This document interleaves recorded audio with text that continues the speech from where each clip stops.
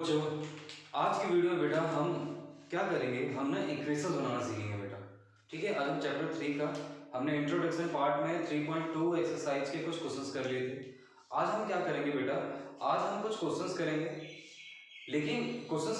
लेकिन पहले उन्हें समझेंगे इस ढंग से कि हम इक्वेशंस कैसे बना सकते हैं, क्योंकि बहुत प्रॉब्लम आती है इक्वेशंस बनाना, क्योंकि समझ ही नहीं आता। ठीक है, आपको स्क्रीन पे क्वेश्चन दिखेगा, तो मैं यहाँ पे क्वेश्चन जो फर्स्ट है 3.1 एक्सरसाइज का, क्वेश्चन नंबर फर्स्ट 3.1 एक्सरसाइज का, वो क्या है बेटा, आप देख पा रहे हो क्वेश्चन बेटा कि Aftab tales his daughter, Aftab क्या कह रहा है, Aftab tales his daughter 7 years ago, मतलब समझ लो बहुत बेसिक है, अपने आप को आफ्ताब ही समझो आप। ठीक है, तो आफ्ताब क्या कह रहा है अपनी डॉटर से कि 7 years ago, मतलब मैं 7 साल पहले, I was 7 times as old as you were then, मतलब मैं आपसे 7 गुना था, कब, 7 साल पहले। ठीक है, अब इसमें आफ्ताब क्या कह रहा है अपनी बेटी को कि 7 years ago, मतलब 7 साल पहले मैं आपका एज का 7 टाइम्स था। आगे क्या कह रहा है, ऑल्सो 3 years from now, मतलब अब मैं अगर 3 साल बाद की बात करें तो आई सेल बी, मतलब मैं अगर 3 साल बाद की बात करें तो मैं आपकी एज का 3 टाइम्स होऊंगा, मतलब 3 गुना होऊंगा। तो देखो बेटा, इस क्वेश्चन में अब कंफ्यूजन ये स्टार्ट हो गई कि अब बच्चों को यही कंफ्यूजन होती है कि x कैसे लें, y कैसे लें। ठीक है, किसको 7 से मल्टीप्लाई करें, किसको 7 से मल्टीप्लाई ना करें, तो ये बहुत प्रॉब्लम होती है। और इसमें और आगे क्या लिखा हुआ है, और आगे ये लिखा हुआ है कि रिप्रेजेंट द सिचुएशन अलजेब्रिकली। आज मैं आपको अलजेब्रिकली समझाऊंगा कि कैसे बनाते हैं इक्वेशंस को, सॉल्व करना इक्वेशंस को मैं कल की क्लास में सिखाऊंगा आपको कि ग्राफिकली और अलजेब्रिकली हम कैसे सॉल्व करते हैं। ठीक है बेटा, तो पहला जो क्वेश्चन है आपने देखा होगा स्क्रीन पे, तो अब इसने क्या बोला है, आफ्ताब ने अपनी बेटी से कहा कि 7 years ago, तो सिंपल सी बात है, वो कब की बात कर रहे हैं, वो आज की बात कर रहे हैं कि आज जो भी एज है उसकी, उससे 7 years ago या 3 years from now, मतलब कभी भी कोई भी इंसान बात करेगा 7 years पहले की तो प्रेजेंट में रहेगा, तभी तो पास्ट की बात कर सकता है। तो आपको ये समझ आ रहा होगा कि इस समय हमें कौन सी एज का पता करना है, हमें प्रेजेंट एज का पता करना है। तो हम क्या करेंगे, यहाँ पे हम लिखेंगे let the age of Aftab, the age of Aftab is x year, the age of, या ऐसे लिख सकते हैं, ये थोड़ा गलत हो जाएगा, हम लिखते हैं let the present age of Aftab, ये सही रहेगा। हम प्रेजेंट एज की बात करें तो let the present age of Aftab is x years। ठीक बेटा, हमने क्या कर लिया, प्रेजेंट एज ऑफ आफ्ताब क्या मान लिया हमने, x years। इसके बाद हम बोल रहे हैं present age of Aftab daughter, और वो मान लिया हमने y years। ठीक है, यहां तो कोई दिक्कत नहीं है, y years। अब अकॉर्डिंग टू क्वेश्चन, अब हम क्या हैं, अब हम कहां पहुंच चुके हैं, हम अब प्रेजेंट में हैं। हम कहां हैं अब, कौन, आफ्ताब, और आफ्ताब की डॉटर अभी कहां है बेटा, वो प्रेजेंट के अंदर है। अब प्रेजेंट में इंसान है, आप खुद सोचो, देखो आप, अगर मैं आज बोलूं आपको कि आज है 7th मई, आज से 3 days बिफोर, 3 days एगो क्या था बेटा, 4th मई था। अगर मैं बोल दो 3 days फ्रॉम नाउ, तो आप बोलोगे 10, तो आप कंपेयर तब कर पा रहे हो कि जब आपको आज की डेट पता है, मतलब प्रेजेंट डेट पता है आपको, तभी तो कंपेयर हो पाएगा। तो इसलिए हम प्रेजेंट में जा चुके हैं। वो क्या कह रहा है according to question, 7 years ago, 7 years ago कुछ सिनेरियो बना रहा है वो। अब 7 years ago में वो क्या सिनेरियो बना रहा है, वो ये बोल रहा है कि 7 साल पहले कौन, आफ्ताब। तो 7 साल पहले मतलब हमने क्या किया था, जब मैंने आपको बोला था आज की प्रेजेंट डेट है 7, और मैंने आपसे पूछा कि कि 3 डेज बिफोर मतलब 3 डेज अगो, तो आपने क्या किया इस 7 में से मतलब प्रेजेंट में से क्या सब्ट्रैक्ट कर दिया, 3 सब्ट्रैक्ट कर दिया। समझ आया? यहां भी 7 ईयर्स अगो है, तो इन दोनों को कहां जाना पड़ेगा, इन दोनों को जाना पड़ेगा 7 ईयर्स अगो मतलब 7 ईयर्स बिफोर जाना पड़ेगा। तो 7 ईयर्स बिफोर कैसे जाएंगे, आफ्ताब भी जाएगा, ये भी चला गया 7 ईयर्स, ये चला गया आफ्ताब। अब और कौन जाएगा 7 ईयर्स, उसकी डॉटर भी जाएगी, दोनों ही तो जाएंगे। अब मैं बोलता हूं आप और आपका ब्रदर या आपके सिस्टर या आपके मदर फादर, अगर वो आज 7 तारीख को है, 7 डेट को आपके साथ है, तो 3 डेज बिफोर 3 डेज अगो, तो हम क्या कर रहे हैं सबके लिए 3 डेज क्या कर रहे हैं सब्ट्रैक्ट कर रहे हैं। तो यहां भी हमने क्या किया, हमने आफ्ताब के प्रेजेंट एज में से भी हमने 7 ईयर सब्ट्रैक्ट कर दिया और आफ्ताब की डॉटर के एज में से भी हमने क्या कर दिया 7 ईयर सब्ट्रैक्ट कर दिया। अब यहां प्रॉब्लम होती है बेटा, सबसे पहली बात, ये इक्वल का साइन का मतलब क्या होता है बेटा, बता सकते हो मुझे? इक्वल के साइन का मतलब होता है बेटा कि इस साइड और इस साइड वाला क्या होना चाहिए, मतलब लेफ्ट हैंड साइड और राइट हैंड साइड वाली वैल्यूज क्या होनी चाहिए, आपस में इक्वल होनी चाहिए। लेफ्ट हैंड साइड और राइट हैंड साइड वाली वैल्यूज क्या होनी चाहिए बेटा, आपस में इक्वल। अब अगर मैं बोलता हूं लेफ्ट हैंड साइड में 42 है और इस साइड 6 है, ये 42 है और ये क्या है बेटा 6, और मैं बोल रहा हूं कि जो लेफ्ट हैंड साइड वाली वैल्यू है वो इसके 7 टाइम्स है। लेफ्ट हैंड साइड वाली, दोबारा सुनो बेटा, जो लेफ्ट हैंड साइड वाली वैल्यू है वो इस वाली वैल्यू को कितने हैं 7 टाइम्स। तो आप मुझे बताओ कि 7 इधर मल्टीप्लाई करोगे या इधर मल्टीप्लाई करोगे, दोनों को इक्वल करने के लिए बताओ बेटा, 7 इधर मल्टीप्लाई करेंगे या इधर? आप बोल पा रहे होगे कि सर 7 इधर मल्टीप्लाई करेंगे तो और बढ़ जाएगा, तो अब बराबर तो इक्वल तो कभी हो नहीं सकता, तो हमें 7 किधर मल्टीप्लाई करना पड़ेगा, इधर। समझ आ रहा है कि मैं देखो यहाँ पे स्टेटमेंट क्या बन रही है कि दिस वैल्यू मतलब 42 is 7 time of this number, और हमें लगता है कि हमें इस 7 टाइम्स ऑफ दिस नंबर मतलब हमें ये लगता है कि हमें इसे मल्टीप्लाई करना है 7 से, जो कि गलत है। हमें इसे 7 टाइम्स से मल्टीप्लाई नहीं करना, ये तो खुद ही 7 टाइम्स है, तो हमें किसको मल्टीप्लाई करना है, इस वाले को। याद रहेगा? तो इस क्वेश्चन में भी यही लिखा हुआ था कि 7 years ago Aftab is 7 times their daughter, age of daughter. मतलब अब मुझे बताओ, ये तो 7 टाइम्स ऑलरेडी मल्टीप्लाई है, तो 7 से किसे मल्टीप्लाई करना पड़ेगा, इसे या इसे, इसको।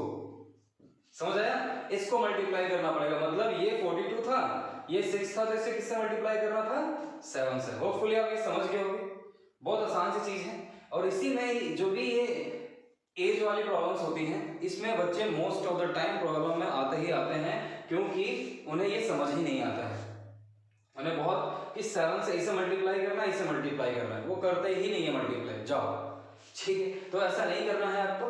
तो यहाँ पे क्या आ जाएगा, x माइनस 7 माइनस 49, y को उठा के हमें वेरिएबल्स वाली वैल्यूज एक तरफ रखनी होती हैं, तो x minus 7y equal to minus 49 plus 7, तो x माइनस 7y ये आ जाएगा माइनस 42, तो x minus 7y plus 42 equals to 0। This is your first equation बेटा। इस चीज को आप रिमाइंड करेंगे 2-3 बार, जिससे आपको ये प्रॉब्लम नहीं होगी। ठीक है, तो ये हमने कुछ बनाया, पहली इक्वेशन बनाई है हमने।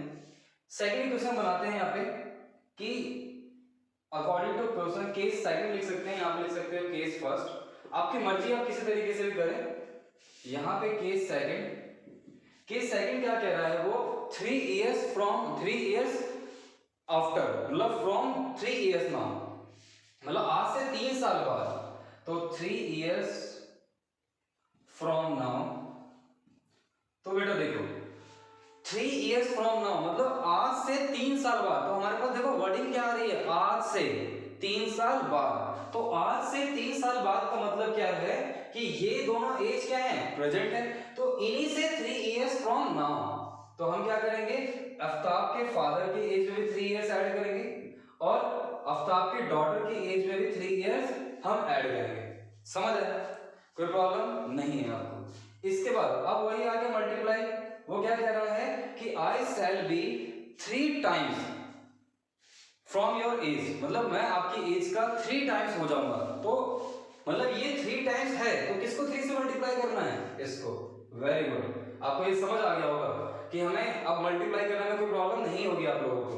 तो यहां से x + 3 3y + 9 x - 3y 9 - 3, तो x - 3y = 6। This is your second equation. तो अभी हमें इक्वेशन ही फॉर्म करनी थी और इसको ऐसे लिखना चाहते हो तो आप लिख दो x - 3y - 6 = 0। This is your second equation. कल हम इसको सॉल्व करना सीखेंगे। सबसे पहले हम सारी एक्सरसाइज के क्या करेंगे? इक्वेशंस बनाएंगे। फिर अगर आपको इक्वेशन बनाना आ जाता है तो सॉल्व करना कोई बड़ी बात नहीं है। मैं एक वीडियो के अंदर आपको एलिमिनेशन, सब्स्टिट्यूशन और क्रॉस मल्टीप्लिकेशन मेथड सब सिखा दूंगा बेटा, तो आपको टेंशन लेने की जरूरत है ही नहीं। आपको बस ये इक्वेशन बनाना सीखना है, क्योंकि यही नहीं बनेगा तो आप सॉल्व कैसे करोगे। तो हम और क्वेश्चन देखते हैं इसमें। इसको रफ कर रहा हूं बेटा मैं, आपको ये समझ आ गया होगा। अब हम देखते हैं सेकंड क्वेश्चन। आपको ऐसे क्वेश्चन और एक्सरसाइज में मिलेंगे जो जितने भी एज प्रॉब्लम्स वाले क्वेश्चन है आपके एनसीईआरटी में, आप सबकी इक्वेशन बनाएंगे और मुझे भेजेंगे बेटा।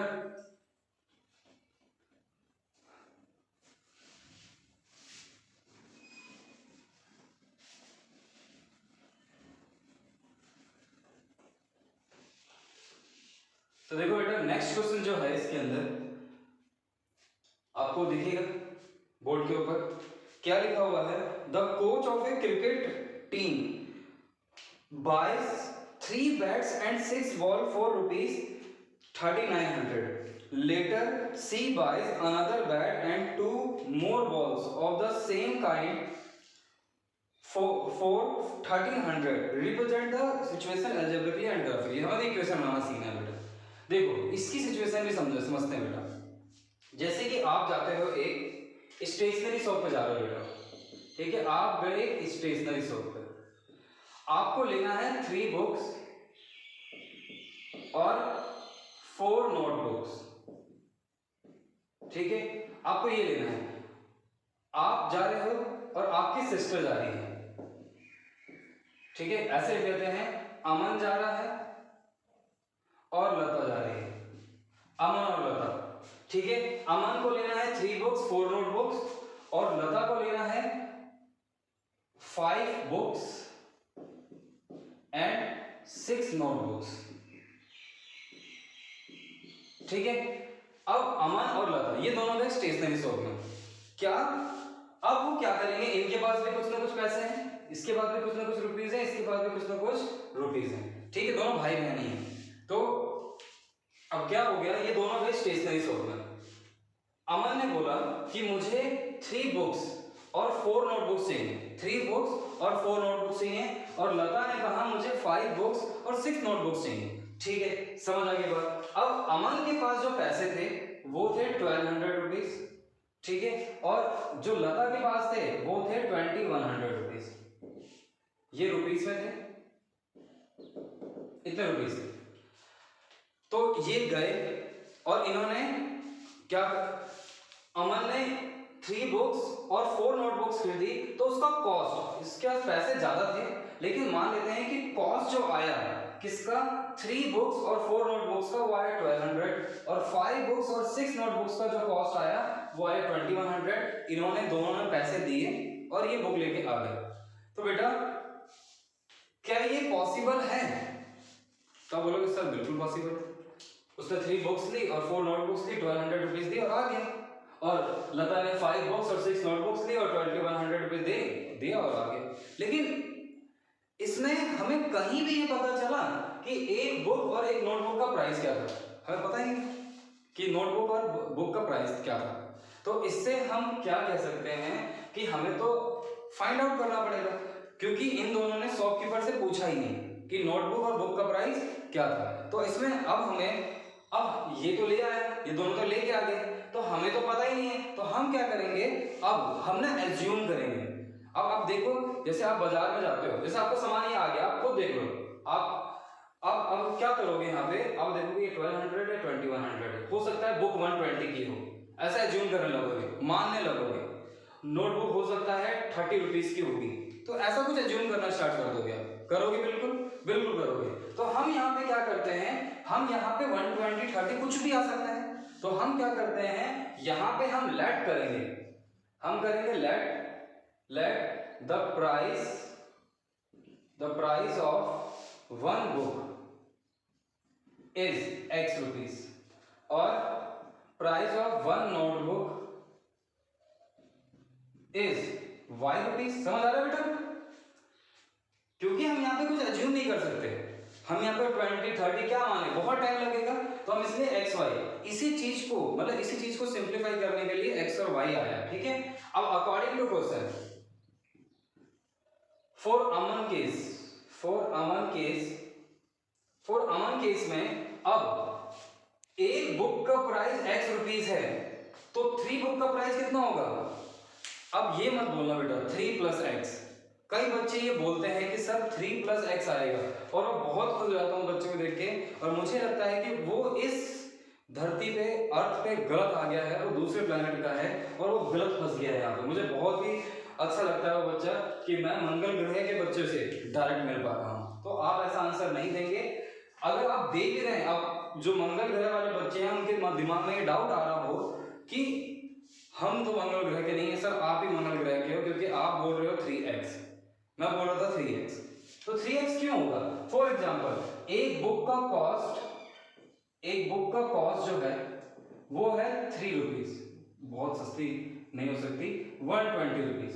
ठीक है, तो 3 बुक्स की कॉस्ट कितनी होगी बेटा, आप बोलोगे सर 120 इंटू 3, ये बोलोगे ना, सिंपल सा है, एक बुक का प्राइस 120 है, ये फर्स्ट बुक है, फिर सेकंड बुक भी 120 की है और थर्ड बुक भी 120 की है, तो ऐड करोगे 360 आएगा।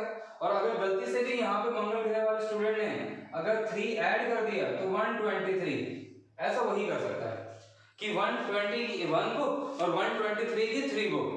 तो ऐसा तो मंगल ग्रह वाले अगर ऐसा कर पाते हैं तो उनके साथ ही आप शॉपिंग करने जाना स्टेशनरी शॉप पे। ठीक है, तो अमन केस में हम क्या करेंगे, आपको समझ आ गया होगा।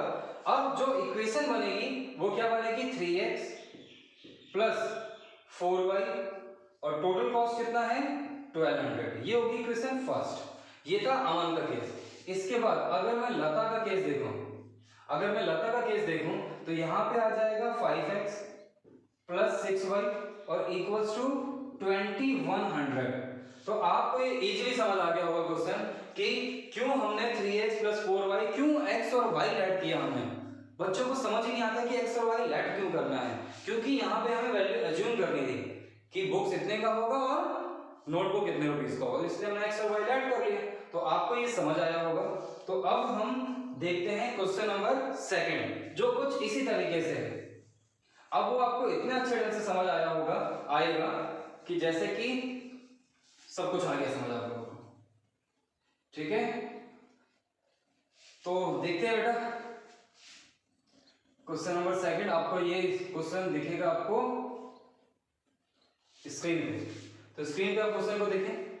The coach of a cricket team boys 3 bats and 6 balls for 3990। ठीक है, तो आपको क्या है कि 3390 पे ऐसे बना लेते हैं, ऐसे बनाते हैं 3900 में 3 bats और कॉस्ट है 3 bats और 6 balls, ये पहला केस है। और सेकंड केस 1300 कॉस्ट है। ठीक है, आगे क्या बोल रहा है, later she buys another bat and 2 more balls of the same kind for rupees 1300, represent the situation algebraically and geometrically। अब वो क्या कह रहा है, 1300 रुपीज कॉस्ट है, तो एक बैट मतलब 1 बैट खरीद रहा है वो, और 2 more balls मतलब 2 balls खरीद रहा है। तो बेटा आपको एक कंडीशन समझ आ चुकी है। यहाँ पे हमारे पास एक बैट का प्राइस और एक बॉल का प्राइस नहीं दे रखा है, तो हम क्या करेंगे, सिंपली सॉल्यूशन में let the cost of 1 bat is x rupees और cost of 1 ball is y rupees. According to question पहले केस में क्या हो जाएगा, 3x प्लस 6y 3900। और सेकंड केस में क्या हो जाएगा, x plus 2y equal to 3900। तो this is the answer this question. बहुत इजी है बेटा, बहुत ज्यादा।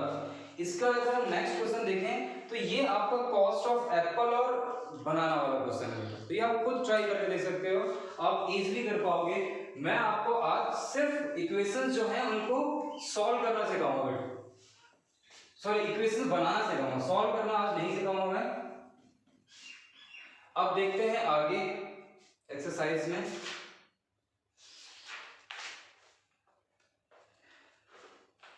देखो बेटा, एक क्वेश्चन है, फिफ्थ क्वेश्चन 3.2 एक्सरसाइज का, आपको बोर्ड पे दिखेगा।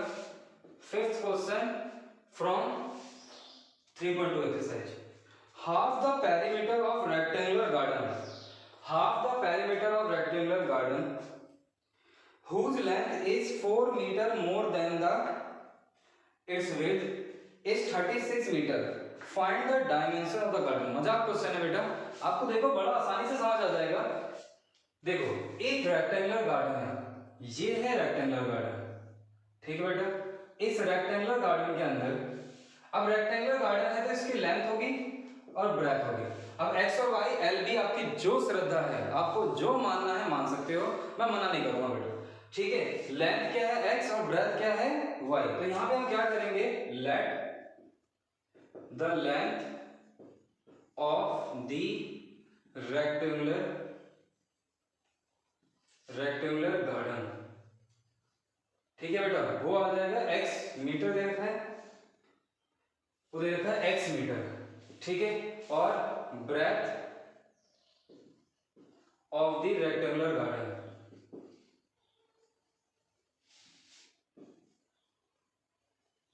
वो आ जाएगा बेटा y मीटर, ठीक है। इतना समझ आ गया क्वेश्चन में तो कुछ है ही नहीं आगे। इसने क्या बोला हुआ है, फर्स्ट केस क्या बोला है उसने, half the perimeter of rectangle. पहली बात है कि पेरीमीटर ऑफ रेक्टेंगल होता क्या है, पेरीमीटर ऑफ रेक्टेंगल का जो फॉर्मूला होता है वो होता है 2l प्लस b। अगर मैं बोलता हूं 4 को हाफ करो, या किसी और को बोलते हैं, मैं बोलता हूं कि 16 को हाफ करो, तो 16 को हाफ करना बेटा ऐसे मत कर लेना आप लोग, जादू नहीं, ठीक है। 16 को ऐसे हाफ मत कर देना बेटा। 16 को हाफ कैसे करते हैं, 2 से डिवाइड करते हैं, तो ये आ जाएगा 8। तो ये पेरीमीटर क्या है, फुल है, मतलब ये पूरी बाउंड्री है, ये पूरी बाउंड्री है। हमें क्या चाहिए, पूरी पेरीमीटर का मतलब क्या है, ये भी x तो ये भी x, ये y तो ये y। अभी पेरीमीटर जो है ये पूरा है, देख सकते हो। यहाँ पे x लिख देता हूँ चलो मैं, और यहाँ लिख देता हूँ y, ठीक है। 2x है, ये थोड़ा सॉल्व करें तो 2x plus 2y, 2x plus 2y, तो मतलब 2x है, देखो 2x आ रहे, और 2y तो 2y आ रहे। तो इसका मतलब ये फुल है, देख भी पा रहे हैं और समझ भी पा रहे हैं। अगर मुझे हाफ करना है, आधा, तो आधा क्या होगा रेक्टेंगल, मतलब रेक्टेंगल का हाफ पेरीमीटर, मतलब यहाँ तक।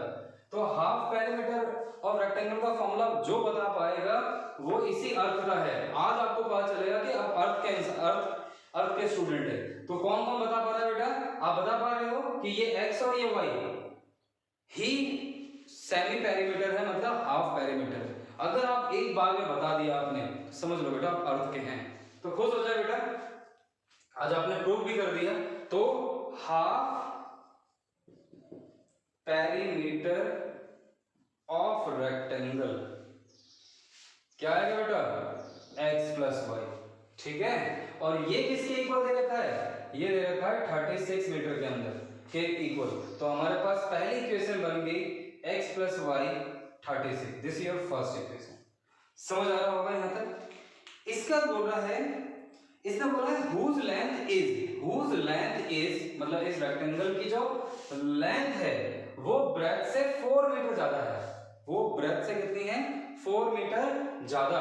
तो इसका मतलब अगर ये 10 है, अगर ये 10 है तो ये कितना होगा, 6 होगा। समझ आ रहा है, अगर ये 10 है तो ये 6 होगा, ऐसी माना हमने एज्यूम किया है। वही बात है जो हमने वहां पर मल्टीप्लाई का सीखा है। हमने क्या बोला कि जो इसकी लेंथ है वो इससे 4 ज्यादा है, तो मतलब ये 10 है तो ये कितना होगा, 6 होगा। और अगर मुझे दोनों के इक्वल करना है तो मुझे 4 इसमें ऐड करना पड़ेगा या इसमें, तो आप साफ साफ बता पा रहे हो 4 पे। तो मैं आपको मंगल ग्रह से अर्थ तक लेके आ चुका हूं, तो आप इजीली समझ पा रहे होगे इसका मतलब x और 4 किस में ऐड करना है, y में, तो ये आ जाएगा y प्लस 4। तो दूसरी इक्वेशन जो बनती है यहाँ से x minus y equals to 4, this is equation second. ठीक है, मैं बहुत शॉर्टकट तरीके से भी करा सकता हूँ, लेकिन आप अभी लॉन्ग टर्म ही रहने थे, जब इसके और क्वेश्चंस करेंगे तो देखेंगे उसमें ये आपको समझ आ रहा होगा कि कैसे किया मैंने इस क्वेश्चन को। ठीक है बेटा, तो इससे मैं कर रहा हूँ रफ, आपको ये बहुत अच्छे ढंग से समझ आया होगा। नहीं आया तो आप मुझसे पूछ सकते हैं, मैसेज कर सकते हैं। तो अब देखते हैं एक्सरसाइज 3.3 के कुछ क्वेश्चंस। ठीक है बेटा, तो मैं इसे रफ कर रहा हूँ, मैं आपको सिर्फ आज इक्वेशन बनाना सिखा रहा हूँ। एक बार बेटा इक्वेशन पे कमांड बन जाए आप लोगों की, फिर तो देखो बेटा, फिर तो मजाक है आपके लिए थर्ड चैप्टर। मैं भी चाहता हूं मजाक ही लगे आपको, मैथ्स मजाक ही लगनी चाहिए। अगर मैथ्स हवा लगने लगे तो समझ लेना बेटा कुछ गलत ही कर रहे हो आप। देखो इसके बाद इसमें कुछ क्वेश्चंस दे रखे हैं। क्वेश्चन नंबर 3 का फर्स्ट पार्ट जो दे रखा है इसमें आपको दिखेगा, 3 का फर्स्ट पार्ट, तो मैं इस पर टिक लगा देता हूं। 3 का फर्स्ट पार्ट आपको बोर्ड पे स्क्रीन पे दिख रहा होगा। ठीक है, तो लिखा क्या है, the difference between two numbers is 26। ठीक है, आप लोग नंबर मान लो, दो नंबर जिनका डिफरेंस है 26। तो अब आपको ना, जैसे मैंने अभी तक जो बताया है, अब आप लोगों का माइंड ना अपने आप ऑटोमेटिक एक्स और वाई ऐड करना सीख गया होगा। हो पा रहा है ना ऐसा? अगर नहीं हो पा रहा है तो कोई दिक्कत नहीं, होगा भी, 3-4 क्वेश्चन और करेंगे, अपने आप होने लगेगा। तो आपका दिमाग अभी ये कह रहा होगा का the difference between two numbers, अच्छा x माइनस वाई, इन दोनों का डिफरेंस होगा 26। ये बात कह रहा है आपका दिमाग? चलो, कह रहा है तो बहुत अच्छी बात है, नहीं कह रहा तो उसको बोलो कि करे ऐसा, और अब करेगा। एंड वन नंबर, एक नंबर 3 टाइम्स है अदर नंबर के, तो कुछ समझ आ रहा है? वन नंबर, ये वाला नंबर तो ऐसा ही रहेगा, 3 किससे मल्टीप्लाई होगा, सेकंड वाले नंबर से। तो ये बात आपको क्लियर हो रही है। तो इस क्वेश्चन में यही लिखा हुआ है, देखो कि the number of the difference between two numbers is 26 and one number is 3 times the other number, find that. ठीक है, फाइंड तो हम बाद में करेंगे, अगर इक्वेशन निकालना हम सीख लेते हैं। आप ये सारे इक्वेशंस खुद ही सॉल्व कर लोगे बेटा। ठीक है, मैं बहुत सारे इक्वेशन सॉल्व करवाऊंगा आपको कल की वीडियो में। तो आज पहले हम देखते हैं जो नेक्स्ट क्वेश्चन है 3.3 का फर्स्ट क्वेश्चन।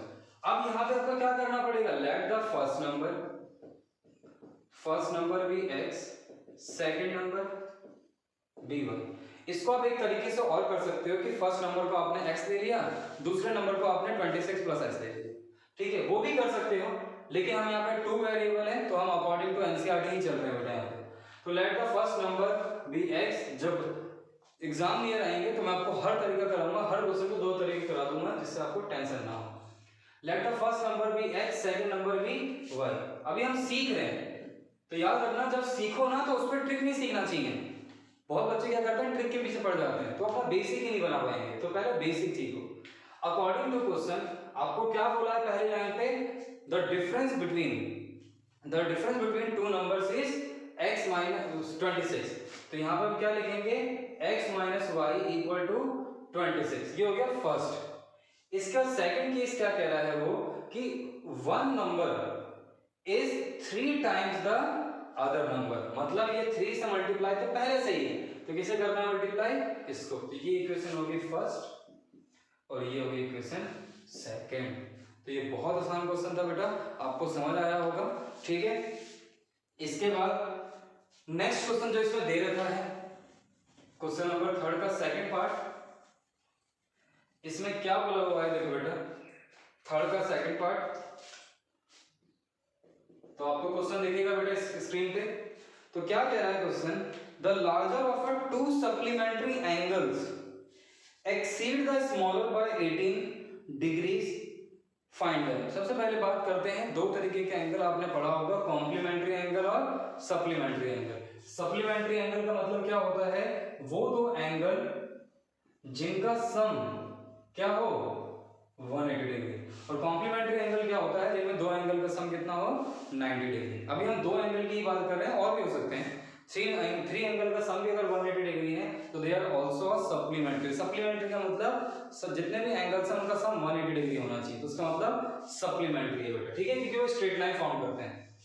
तो यहाँ पे अब क्या करना है, तो इसने बोला है the larger of to supplementary angles, और टू सप्लीमेंट्री एंगल्स हैं तो मतलब दो एंगल्स, और दो एंगल्स की बात करते हैं तो हमारे मन में क्या आता है, एक होगा x और एक होगा y। तो हम क्या करते हैं यहाँ पे, let the smaller angle is x और लार्जर एंगल को मान लेते हैं y। तो अकॉर्डिंग टू क्वेश्चन इसने बोला क्या है कि ये दोनों सप्लीमेंट्री हैं, तो ये दोनों सप्लीमेंट्री है तो इनका एंगल का सम कितना होगा, 180 डिग्री। ये बात हमें समझ आ गई बेटा, ठीक है, x plus y equal to 180 degree. इसका इसने बोला है जो लार्जर एंगल है वो स्मॉलर से कितना डिग्री ज्यादा है, 18 डिग्री ज्यादा है। तो हम क्या लिखेंगे, x प्लस 18 डिग्री। तो ये पहली इक्वेशन ये बन गई हमारे पास। Second equation y minus x equal to 18 degree, ये हो गई हमारे पास सेकंड इक्वेशन, और यही है आंसर। तो बड़ा आसानी से आप समझ पा रहे हो इस क्वेश्चन को, ठीक है। तो इसमें कुछ भी नहीं था ऐसा जो आप समझ ना पाओ। अगर आपको तब भी समझ नहीं आता तो मुझसे अब मुझे मैसेज करके आप पूछ सकते हो, ठीक है बेटा। तो हमारा 3.3 का सेकंड क्वेश्चन भी हो चुका है, थर्ड का सेकंड पार्ट। इसके बाद एक फ्रैक्शन वाले क्वेश्चंस आते हैं बेटा, इसमें भी बच्चे बहुत कंफ्यूज होते हैं, तो मैं आपकी कंफ्यूजन दूर करूंगा बेटा। देखो फ्रैक्शन जो होता है वो बनता है दो चीजों से। देखो जो हमारे पास फ्रैक्शन होता है, फ्रैक्शन वो दो चीजों से बनता है, और वो दो चीजें क्या क्या हैं, वो एक है डिनोमिनेटर, स्पेलिंग गलत हो सकती है बेटा, और सॉरी अभी नई चीज पढ़ाया था बेटा मैं आपको, न्यूमरेटर और अपॉन में डिनोमिनेटर, ठीक है। दो चीजें हैं, एक न्यूमरेटर है, अपॉन में डिनोमिनेटर है। तो फ्रैक्शन हमेशा न्यूमरेटर और डिनोमिनेटर में, यहां पे भी कितनी चीज आ रही है, 2। आपके माइंड में अपने आप ऑटोमेटिक बन रहा होगा कि न्यूमरेटर को हम लेंगे x और डिनोमिनेटर को लेंगे y, तो आपके दिमाग में ये चल रहा होगा। तो अब हम देखते हैं 3.3 एक्सरसाइज का क्वेश्चन नंबर 5, 3.3 एक्सरसाइज का थर्ड का क्वेश्चन नंबर 5th पार्ट। क्या लिखा हुआ है, if fraction becomes, if fraction की बात आ रही है तो हम क्या कर लेते हैं यहाँ पे, let the denominator be x, यहाँ पे न्यूमरेटर मानना है हमें पहले, तो यहां मान लेते हैं हम numerator be x and denominator be, numerator be x और डिनोमिनेटर बी y, ठीक है। अब फ्रैक्शन क्या होगा, लेट द फ्रैक्शन, तो जो फ्रैक्शन हो जाएगा बेटा वो हो जाएगा x अपॉन y, क्योंकि फ्रैक्शन क्या होता है, न्यूमरेटर अपॉन में डिनोमिनेटर। अगर जिस बच्चे को इतना समझ आ गया, क्वेश्चन में आगे कुछ भी नहीं है बेटा। आगे देखो क्या कह रहा है, एक फ्रैक्शन 9/11 हो जाता है, एक फ्रैक्शन क्या हो जाता है 9/11, अकॉर्डिंग टू क्वेश्चन एक फ्रैक्शन 9/11 हो जाता है कब, जब if 2 is added to both the numerator and denominator, जब 2 जो है वो इसके न्यूमरेटर में भी ऐड किया जाता है और डिनोमिनेटर में भी क्या ऐड किया जाता है, 2। When we add 2 to numerator and 2 from denominator, ठीक है। तो अब क्या करते हैं, इसे क्रॉस मल्टीप्लाई, जब इसे क्रॉस मल्टीप्लाई करेंगे तो 11 इससे मल्टीप्लाई हो जाएगा, तो ये आ जाएगा 11x प्लस 2, और ये इससे मल्टीप्लाई होगा तो 9y प्लस 2, 11 से मल्टीप्लाई करेंगे तो 11x प्लस 22, 9y प्लस 18। अब 9y को उठा के इधर लेकर आ जाओ बेटा, 11x माइनस 9y, 18 माइनस 22, तो ये आ जाएगा -4, और 11x माइनस 9y, ये हो गई इक्वेशन फर्स्ट, ठीक है। इसके बाद सेकंड केस में क्या कह रहा है बेटा, आगे देखते हैं। इसने बोला है if 3 add to both numerator and denominator तो फ्रैक्शन बिकम्स 5/6, मतलब यहां पे अब कि अगर मैं न्यूमरेटर में 3 और डिनोमिनेटर में 3 ऐड करूं तो फ्रैक्शन जो है वो 5/6 हो जाता है। जो फ्रैक्शन है वो क्या जाता है 5/6। तो अब यहां भी क्या करना है बेटा, हमें क्रॉस मल्टीप्लाई। तो 6x प्लस 18 5y प्लस 15, तो 6x माइनस 5y और 15 माइनस 18, तो यहां पे आ जाएगा 6x माइनस 5y माइनस 3। तो ये हो गया आपकी इक्वेशन सेकंड और ये हो गई इक्वेशन आपकी फर्स्ट और ये हो गया खत्म। समझ आया बेटा कितना आसान है। जो बोल रहा है फ्रैक्शन बना लिया, न्यूमरेटर में 3 ऐड कर दिया, डिनोमिनेटर में 3 ऐड कर दिया और फ्रैक्शन बिकम्स हो गया 5/6। ठीक है, तो ये क्वेश्चन भी हमारा हो चुका है।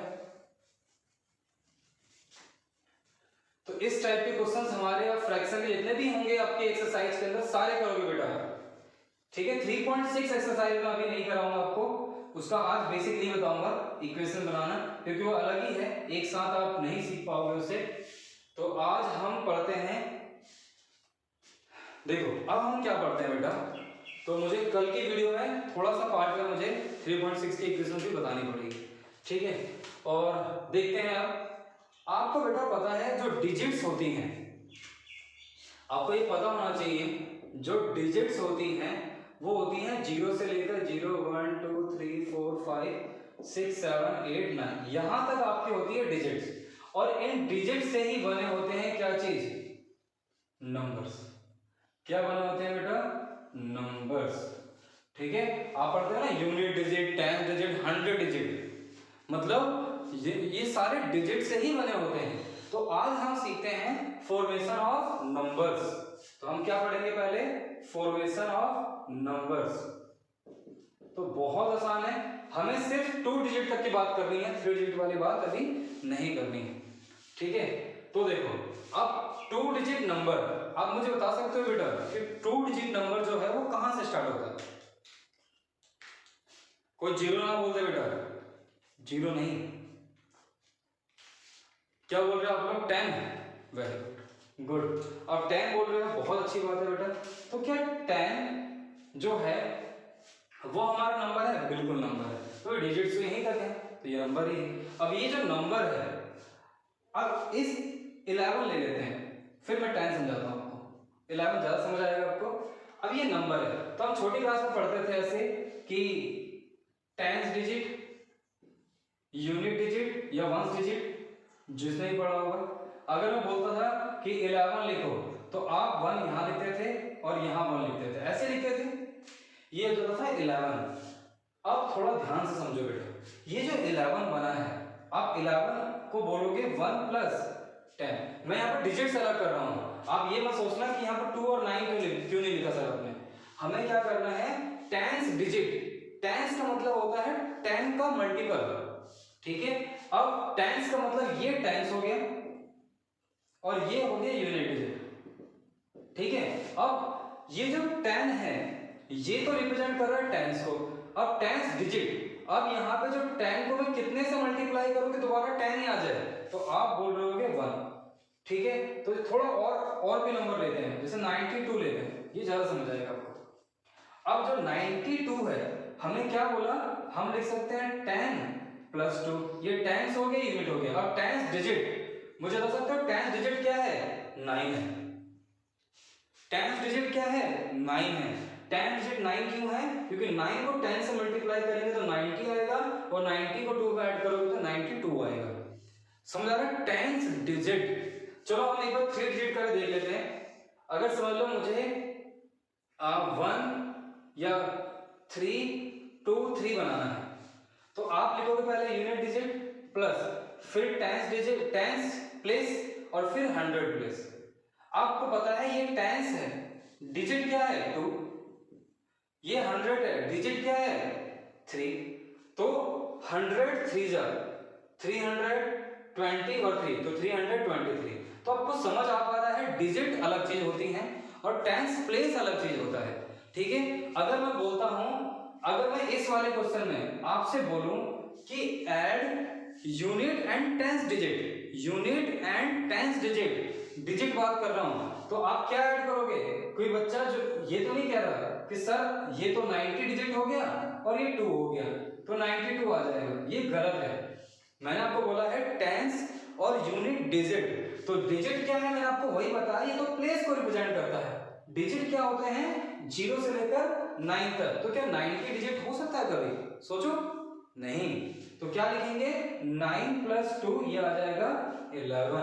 मैं बोलता हूं टेंस और यूनिट डिजिट को मल्टीप्लाई करो, डिजिट को मल्टीप्लाई करो, तो आप लिखोगे 9 × 2। ठीक है, समझ आ गया। अब मैं कह रहा हूं कि 2 डिजिट नंबर में 5 ऐड करो, 2 डिजिट नंबर में 5 ऐड करो। 2 डिजिट नंबर क्या है हमारे पास, ये वाला है, तो इसमें हम ऐड करेंगे 5। मैं बोलता हूं मल्टीप्लाई करो 5 से, तो आप बोल दोगे सर मल्टीप्लाई 5। अब मैं बोल रहा हूं यहां से कि आपको करना क्या है, 2 डिजिट नंबर में 2 डिजिट नंबर में आपको रिवर्स करना है, किसको, टेंस को बनाना है यूनिट, और यूनिट को बनाना है टेंस।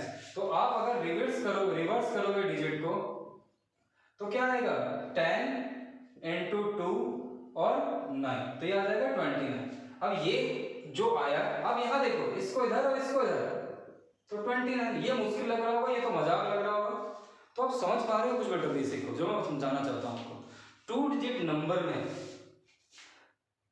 नंबर में टेंस प्लेस होता है और यूनिट प्लेस होता है, ठीक है। और ये दोनों जो होते हैं, ये दोनों होते हैं डिजिट्स। क्या होते हैं, डिजिट्स। तो मैं आपसे बोल रहा हूं एक नंबर आप एज्यूम कर लो, एक नंबर एज्यूम कर लो आप, तो उस नंबर को लिखोगे कैसे। अगर मैंने आपसे बोला है कि आप एक नंबर एज्यूम करो, 2 डिजिट नंबर कौन सा होना चाहिए, 2 डिजिट नंबर एज्यूम करना है। तो बेटा मुझे ये बताओ आप कि 2 डिजिट नंबर में जो आप एज्यूम कर रहे हो, तो आपको पता है वो नंबर कौन सा है, नहीं पता। क्या आपको उसके यूनिट और टेंस डिजिट पता है, नहीं पता। तो आप करोगे क्या, आप बोलोगे सर यूनिट डिजिट को मैंने मान लिया x और टेंस डिजिट को मान लिया मैंने y, मतलब मैं इसे लिख सकता हूं 10y + x, और यहां पे जो y है वो क्या है, टेंस डिजिट। समझ आई बात बेटा, ठीक है। हमने यूनिट डिजिट को मान लिया x और टेंस डिजिट को मान लिया y, और अब ये बन गया 2 डिजिट नंबर। बात समझ आ रही है बेटा। ये किसी नंबर को हम 10y + x ही क्यों ऐड करते हैं, तो 10y + x इसलिए ऐड करते हैं जो मैंने आपको ये समझाया, तो आपको ये समझ आ गया होगा, ठीक है। 100 डिजिट होता तो क्या करते, 3 डिजिट होता तो क्या लेते हैं हम, 100z + 10y + x, ठीक है। तो ये आपको समझ आ गया होगा। देखो बेटा, मैं इसके शॉर्टकट तरीके करा सकता हूं, मैं आपको दोबारा वही बोल रहा हूं, पहले आपको बेसिक सीखना है। आप शॉर्टकट पे डायरेक्ट मत जाया करो, इसीलिए मैथ्स नहीं आती आप लोगों को। कई बच्चों को मैथ्स नहीं आती, समझ ही नहीं आती, बस वो कहते हैं कि सिर्फ पास हो जाए। बेटा समझने की कोशिश करो, बेसिक को ऐसे समझो। अगर आपको नहीं समझ आ रहा तो मुझसे दोबारा पूछ सकते हो बेटा। तो अब हम देखते हैं क्वेश्चन 3.4 एक्सरसाइज में क्वेश्चन नंबर सेकंड का थर्ड, 3.4 एक्सरसाइज का क्वेश्चन नंबर सेकंड का थर्ड पार्ट, ठीक है। आपको बोर्ड पे दिखेगा क्वेश्चन। तो क्या कह रहा है बेटा, the sum of the digit of a 2 digit number. अभी समझाता हूं। तो पहले 2 डिजिट नंबर बनाना है आपको, तो क्या करना पड़ेगा, let the unit digit, question पहले पढ़ लेते हैं बेटा। The sum of the digit of a 2-digit number is 9. Also 9 times this number is twice the number divided by reversing the digit. Find the number. हमें number find out करना है, तो पहले हमने क्या किया, let the unit digit x और tens digit को क्या मान लिया मैंने, y। याद रखना ये डिजिट्स हैं। अकॉर्डिंग लेट द नंबर, तो लेट द नंबर क्या आ जाएगा बेटा, 10y + x। According to question, अभी कहना क्या चाहता है बेटा, अकॉर्डिंग टू क्वेश्चन, इसने पहले स्टेटमेंट में लिखा है कि sum of the digit of a 2 unit digit is 9। 2 digit number, तो देखो बेटा डिजिट क्या क्या है, ये है डिजिट और ये है डिजिट, तो इन दोनों का सम दे रखा है 9। मैंने आपको बताया था, कई बच्चे क्या करते हैं 10y + x लिख देते हैं और इक्वल टू 9 लिखते हैं। तो 10y कभी भी डिजिट नहीं हो सकता। ऐसे 90 वहां पे डिजिट नहीं था। डिजिट क्या होता है, ये जो प्लेस है ये डिजिट होता है। इसका क्या कह रहा है वो, 9 टाइम्स दिस नंबर, मतलब 9 टाइम, अब नंबर की बात कर रहे हैं तो ये नंबर है, 9 times this number is twice, reverse करो बेटा, इसका रिवर्स करोगे तो ये बन जाएगा 10x प्लस 1, ठीक है। तो twice the reversing the order of the digits, तो 10x प्लस y, सॉल्व करो इसे, 90y plus 9x 20x plus 2y, तो इसको उठा के इधर, तो ये आ जाएगा 20x माइनस 9x और 90y माइनस 2y, तो ये आ जाएगा 12x, एक minute, is twice the number obtained by the order, ठीक है, ठीक है। यहाँ पे तो ये आ जाएगा हमारे पास 9x, यहाँ पर सब्ट्रैक्ट करेंगे तो ये आ जाएगा 11x और ये आ जाएगा 88y, तो x की वैल्यू आ जाएगी बेटा 8y, ये इक्वेशन सेकंड है और ये इक्वेशन फर्स्ट, ठीक है। तो आप ये समझ पा रहे होंगे कि हमें कैसे करना है इस क्वेश्चन को, ठीक है। तो आज बेटा ऐसा करो, ज्यादा होमवर्क हो जाएगा फिर, आज के वीडियो में आप इतना ही करो बेटा, ठीक है, आज की वीडियो में आप इतना ही करो, फिर कल की वीडियो में हम इक्वेशन बनाना दोबारा और सीखेंगे, क्योंकि पूरा नहीं हो पाएगा आज की वीडियो में, तो कल हम देखते हैं, उसके बाद फिर हम परसों देखेंगे इसके सॉल्यूशन, या कल ही देख लेंगे अगर जल्दी हो जाए।